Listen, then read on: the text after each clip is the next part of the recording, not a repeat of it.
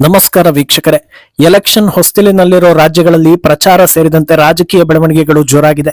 ಈ ಪೈಕಿ ಅಸ್ಸಾಂನಲ್ಲಿ ಬಿಜೆಪಿಗೆ ಹೊಸ ವರ್ಚಸ್ಸು ತಂದುಕೊಟ್ಟ ಸಿಎಂ ಹಿಮಂತ್ ಬಿಸ್ವಾ ಸರ್ಮಾ ಎರಡನೇ ಬಾರಿ ಸಿಎಂ ಆಗ್ತಾರಾ ಇಲ್ವಾ ಅನ್ನೋ ಕುತೂಹಲ ಉಳಿಸಿಕೊಂಡಿದ್ದಾರೆ. ಈ ಹೊತ್ತಲ್ಲಿ ಸಂದರ್ಶನವೊಂದರಲ್ಲಿ ಅವರು ಹೇಳಿರೋ ಮಾತು ಫುಲ್ ವೈರಲ್ ಆಗ್ತಾ ಇದೆ. ಭಾರತ ಹಿಂದೂ ರಾಷ್ಟ್ರ ಅನ್ನೋ ಕುರಿತು ಚರ್ಚೆ ವೇಳೆ ಬಹಳ ಸರಳವಾಗಿ ಚಿಕ್ಕದಾಗಿ ಚೊಕ್ಕದಾಗಿ ಅವರು ಕೊಟ್ಟಿರೋ ಕ್ಲಾರಿಟಿ ಎಲ್ಲರ ಕಣ್ಣನ್ನ ಅರಳಿಸ್ತಾ ಇದೆ, ಎಲ್ಲರನ್ನೂ ಯೋಚಿಸುವಂತೆ ಮಾಡ್ತಾ ಇದೆ, ಹಲವು ಚರ್ಚೆಗಳಿಗೆ ದಾರಿ ಮಾಡಿಕೊಟ್ಟಿದೆ. ಇದು ಸದ್ಯದಲ್ಲೇ ಶರ್ಮಿಷ್ಠಾ ಭವಿಷ್ಯ ನಿಜವಾಗುವುದು ಪಕ್ಕಾ ಎನಿಸ್ಕೊಳ್ತಾ ಇದೆ.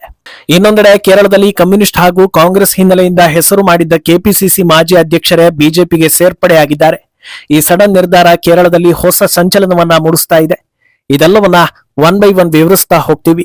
ಈ ವಿಡಿಯೋವನ್ನ ತಪ್ಪದೆ ಕೊನೆ ತನಕ ನೋಡಿ. ಅದಕ್ಕೂ ಮುನ್ನ ಮೀಡಿಯಾ ಮಾನ್ಸ್ಟರ್ ಚಾನೆಲ್ ಅನ್ನ ತಪ್ಪದೆ ಸಬ್ಸ್ಕ್ರೈಬ್ ಮಾಡಿ. ಎಸ್, ಒಂದು ದೇಶವನ್ನ ನಿರ್ನಾಮ ಮಾಡಬೇಕು ಅಂದ್ರೆ ಯಾವ ರೀತಿಯ ದಾಳಿ ಮಾಡಬೇಕು ಅನ್ನೋ ಪ್ರಶ್ನೆ ಕೇಳಿದ್ರೆ ಹಲವು ರೀತಿಯ ಉತ್ತರಗಳು ಬರ್ಬೋದು. ಆದ್ರೆ ಎಲ್ಲಾ ದಾಳಿಗಳಿಗಿಂತ ಅತ್ಯಂತ ಭೀಕರ ದಾಳಿ ಅಂದ್ರೆ ಅದು ಸೈದ್ಧಾಂತಿಕ ದಾಳಿ.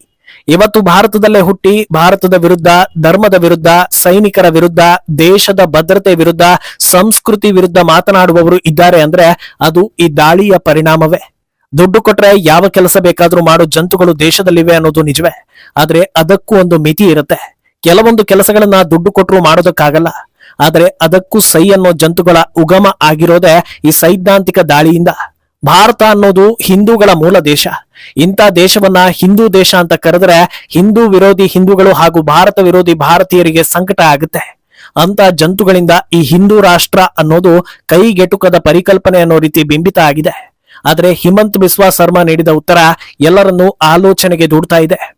ಆಪ್ಕಿ ಅದಾಲತ್ ಅನ್ನೋ ಸುಪ್ರಸಿದ್ಧ ಕಾರ್ಯಕ್ರಮದಲ್ಲಿ ಹಿಮಂತ್ ಸರ್ಮಾಗೆ ಹಿಂದೂ ರಾಷ್ಟ್ರ ಮಾಡೋ ಉದ್ದೇಶ ಇದೆಯಾ ಅನ್ನೋ ಪ್ರಶ್ನೆಯನ್ನ ಕೇಳಲಾಗುತ್ತೆ.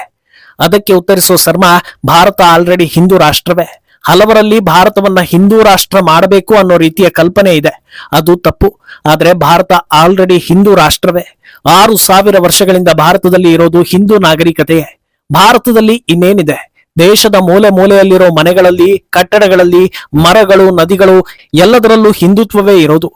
6,000 ವರ್ಷಗಳಿಂದ ನಾವು ಹಿಂದೂಗಳೇ. ಆದ್ರೆ ನಮ್ಮ ರಾಜಕಾರಣಿಗಳು ಹಿಂದೂ ರಾಷ್ಟ್ರ ಅನ್ನೋ ವಿಚಾರದ ಬಗ್ಗೆ ಮಾತಾಡ್ತಾ ಇರ್ತಾರೆ. ನನಗೆ ಇದು ಆಶ್ಚರ್ಯ ಆಗುತ್ತೆ. 6,000 ವರ್ಷಗಳಿಂದ ಇರೋದು ಹಿಂದೂ ರಾಷ್ಟ್ರವೇ, ಮುಂದಕ್ಕೂ ಇದು ಹೀಗೆ ಇರುತ್ತೆ ಅನ್ನೋದನ್ನ ಖಡಕ್ಕಾಗಿ ಹೇಳಿದ್ದಾರೆ.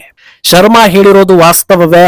ಆದ್ರೆ ಈ ಚರ್ಚೆ ಎಲ್ಲಿಂದ ಬಂತು ಅಂತ ನೋಡಿದ್ರೆ ಮತ್ತದೇ ಸೈದ್ಧಾಂತಿಕ ಯುದ್ಧಕ್ಕೆ ದಾರಿ ತೋರಿಸುತ್ತೆ. ಭಾರತದ ಮೇಲೆ ದಾಳಿ ಮಾಡಿ ಬಂದು 100 ವರ್ಷಗಳ ಕಾಲ ಆಳಿ ಇಲ್ಲಿದ್ದ ಸಂಪತ್ತನ್ನ ದೋಚಿಕೊಂಡು ಹೋದ್ರೂ ಭಾರತದ ಮಣ್ಣಿನ ಸಂಸ್ಕೃತಿಯನ್ನ ಸಂಪೂರ್ಣವಾಗಿ ನಾಶ ಮಾಡೋದಕ್ಕೆ ಆಗ್ಲೇ ಇಲ್ಲ. ಎಜುಕೇಶನ್ ಸಿಸ್ಟಮ್ ನಲ್ಲಿ ಆಟ ಆಡಿದ್ರೆ ಜನರು ಬದಲಾಗ್ತಾರೆ, ಮನಸ್ಥಿತಿಯನ್ನ ಬದಲಿಸಬಹುದು ಅಂತ ಬ್ರಿಟಿಷರು ಯೋಚಿಸಿದ್ದು 100% ಸತ್ಯವೇ. ಆದ್ರೆ ಅದರಿಂದ ಒಂದು ಸ್ವಲ್ಪ ಮಟ್ಟದಲ್ಲಿ ಡ್ಯಾಮೇಜ್ ಆಯ್ತೆ ಹೊರತು 100% ದೇಶವನ್ನ ಬದಲಿಸೋದಕ್ಕೆ ಸಾಧ್ಯವೇ ಆಗ್ಲಿಲ್ಲ. ಯುವ ಸಮೂಹವನ್ನ ಟಾರ್ಗೆಟ್ ಮಾಡಿ ದಿಕ್ಕು ತಪ್ಪಿಸೋ ಮೂಲಕ ದೇಶದ ಸಂಸ್ಕೃತಿ ನಾಶಕ್ಕೆ ಮುಂದಾದ್ರು. ಆದ್ರೆ ಯುವ ಸಮೂಹ ದಿಕ್ಕು ತಪ್ಪಿದ್ರು ಯಾವುದೋ ಒಂದು ಹಂತದಲ್ಲಿ ಪಶ್ಚಾತ್ತಾಪದ ರೂಪದಲ್ಲಾದ್ರೂ ಕೊನೆಗೆ ಎಲ್ಲಿಂದ ಆರಂಭವಾಯ್ತೋ ಅದೇ ಹಂತಕ್ಕೆ ಬರ್ತಾರೆ. ಬರಲೇಬೇಕು ಅನ್ನೋದು ಸಾಬೀತಾಗಿರೋ ಸತ್ಯ. ಫಂಡಿಂಗ್ ಆಗ್ತಾ ಇರೋ ಜಂತುಗಳನ್ನ ಹೊರತುಪಡಿಸಿ ಬಾಕಿ ಎಲ್ಲರ ವಿಚಾರದಲ್ಲೂ ಇದು ನಡೆಯುತ್ತೆ ಅನ್ನೋದನ್ನ ಜನರು ಹೇಳ್ತಾರೆ. ಭಾರತದ ಸಂಸ್ಕೃತಿಯನ್ನ ಹಾಳು ಮಾಡೋದಕ್ಕೆ ಬಿಟ್ಟ ಇನ್ನೊಂದು ಅಸ್ತ್ರ ಅಂದ್ರೆ ಅದು ಮತಾಂತರ. ಇವತ್ತಿಗೂ ಕೂಡ ದೇಶದಲ್ಲಿ ಮತಾಂತರ ಯಾವ ಲೆವೆಲ್ ನಲ್ಲಿ ನಡೀತಾ ಇದೆ ಅಂದ್ರೆ ಅದಕ್ಕೋಸ್ಕರವೇ ಒಂದು ವ್ಯವಸ್ಥಿತ ಜಾಲವೇ ಇದೆ.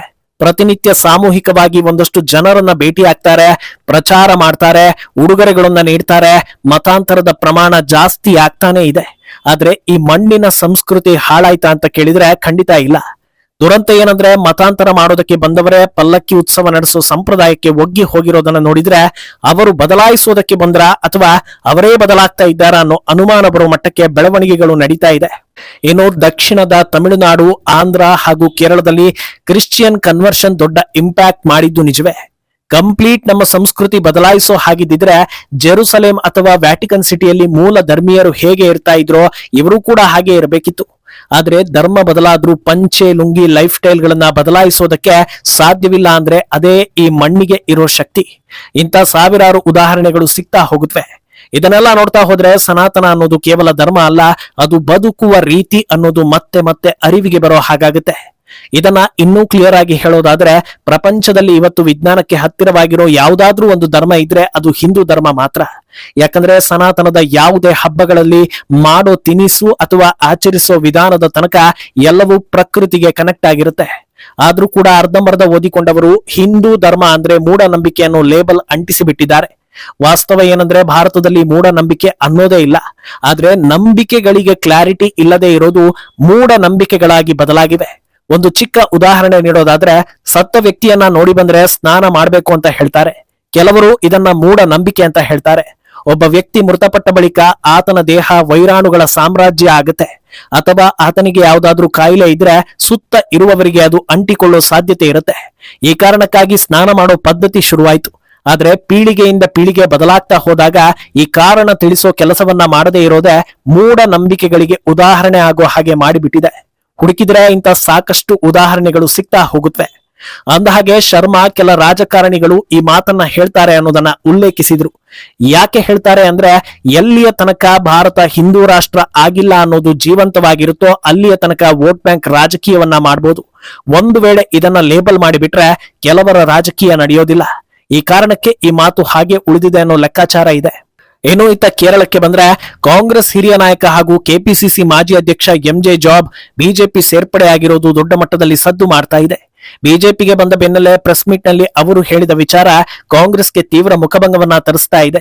ತಮ್ಮ ರಾಜಕೀಯ ಜೀವನ ಹಾಗೂ ಬಾಲ್ಯದಿಂದ ಆರಂಭಿಸೋ ಅವರು ಮೂಲತಃ ಕಮ್ಯುನಿಸ್ಟ್ ಸಿದ್ಧಾಂತದ ಕುಟುಂಬದಿಂದ ಬಂದ ನಾನು ಕಾಲಕ್ರಮೇಣ ಕಾಂಗ್ರೆಸ್ಗೆ ಸೇರ್ಪಡೆಯಾದೆ. ಸುಮಾರು 50 ವರ್ಷಗಳ ಕಾಲದ ರಾಜಕೀಯ ಅನುಭವದಲ್ಲಿ ಯಾವತ್ತಿಗೂ ಕೂಡ ಒಂದೇ ಒಂದು ಹುದ್ದೆಗೆ ಬೇಡಿಕೆ ಇಡದೆ ಪಕ್ಷ ನಿಷ್ಠೆಯಿಂದ ಕೆಲಸ ಮಾಡ್ತಾ ಬಂದೆ.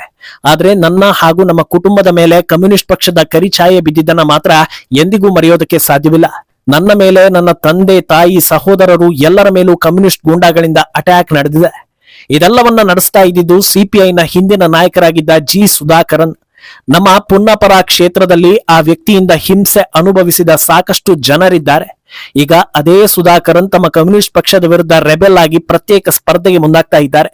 ಹಲ್ಲೆಗಳು, ತಮ್ಮ ಮೇಲಿರೋ ಆರೋಪಗಳೆಲ್ಲ ಸುಳ್ಳು ಅಂತ ನಾಟಕ ಮಾಡ್ತಾ ಇದ್ದಾರೆ. ಇಂಥ ವ್ಯಕ್ತಿಗೆ ಬೆಂಬಲ ಕೊಡೋದಕ್ಕೆ ಕಾಂಗ್ರೆಸ್ ಮುಂದಾಗಿದೆ. ಇಷ್ಟು ವರ್ಷಗಳ ಕಾಲ ನಾನು ಅದೇ ಕ್ಷೇತ್ರದಲ್ಲಿ ಕಾಂಗ್ರೆಸ್ ಪರ ಕೆಲಸ ಮಾಡಿ ಹೊಡೆತಗಳನ್ನ ತಿಂದು ಎಲ್ಲವನ್ನೂ ಎದುರಿಸಿ ಪಕ್ಷಕ್ಕಾಗಿ ನಿಂತಿದ್ರೆ ಇವರು ನನ್ನನ್ನು ಕೇಳದೆ ಏಕಾಏಕಿ ಆತನಿಗೆ ಬೆಂಬಲ ಕೊಡ್ತಾರೆ. ದೆಹಲಿಯಿಂದ ಆರ್ಡರ್ ಬಂದಿದೆ, ಬೆಂಬಲ ಕೊಡಬೇಕು ಅಂತ ಹೇಳ್ತಾರೆ ಅಂದ್ರೆ ನನ್ನ ಮೇಲೆ ಇವರಿಗೆ ಇರೋ ಕಾಳಜಿ ಇಷ್ಟೇನಾ? ಅಲ್ಲದೆ ಈಗ ಕಾಂಗ್ರೆಸ್ ಬೆಂಬಲ ಕೊಡ್ತಾ ಇರೋ ವ್ಯಕ್ತಿ ಮುಂದಿನ 5 ವರ್ಷಗಳ ಕಾಲ ಪಿಣರಾಯಿ ವಿಜಯನ್ ಸಿಎಂ ಆಗಿರ್ಬೇಕು ಅಂತ ಓಪನ್ ಸ್ಟೇಟ್ಮೆಂಟ್ ನೀಡಿದ್ದ ವ್ಯಕ್ತಿ. ಇಂಥವರಿಗೆ ಬೆಂಬಲ ಕೊಡ್ತಾರೆ ಅಂದ್ರೆ ಅಲ್ಲಿ ನಮಗೆಲ್ಲಿ ಬೆಲೆ ಇದೆ? ಅಲ್ಲಿರೋದು ಸೂಕ್ತ ಅಲ್ಲ ಅನ್ನೋ ಕಾರಣಕ್ಕೆ ಕಾಂಗ್ರೆಸ್ ತೊರೆದು ಬಿಜೆಪಿಗೆ ಬಂದೆ. ಇವರು ನನ್ನನ್ನ ಗುರುತಿಸಿ ಈಗ ಅದೇ ಕ್ಷೇತ್ರದಲ್ಲಿ ನನಗೆ ಟಿಕೆಟ್ ಕೊಡೋದಕ್ಕೆ ಮುಂದಾಗಿದ್ದಾರೆ. ಕೇರಳ ಕಾಂಗ್ರೆಸ್ ಈಗ ಮುಂಚೆ ಇದ್ದ ಹಾಗಿಲ್ಲ, ಬದಲಾಗಿದೆ. ಅದೇ ರೀತಿ ನಾನು ಕೂಡ ಬದಲಾಗಿ ನನ್ನ ನಿರ್ಧಾರವನ್ನ ಕೈಗೊಂಡಿದ್ದೇನೆ ಅಂತ ತಿಳಿಸಿದ್ದಾರೆ. ಜಾಬ್ ಆಗಮನ ಆ ಕ್ಷೇತ್ರದಲ್ಲಿ ಬಿಜೆಪಿ ಬಲವನ್ನ ಹೆಚ್ಚಿಸ್ತಾ ಇದ್ದು ನಿರೀಕ್ಷೆಯನ್ನ ಹುಟ್ಟು ಹಾಕಿದೆ. ಮುಂದೇನಾಗುತ್ತೆ ಅನ್ನೋದನ್ನ ಕಾದು ನೋಡ್ಬೇಕು. ಈ ಬಗ್ಗೆ ನಿಮ್ಮ ಅಭಿಪ್ರಾಯವನ್ನ ತಪ್ಪದೆ ಕಮೆಂಟ್ ಮೂಲಕ ತಿಳಿಸಿ.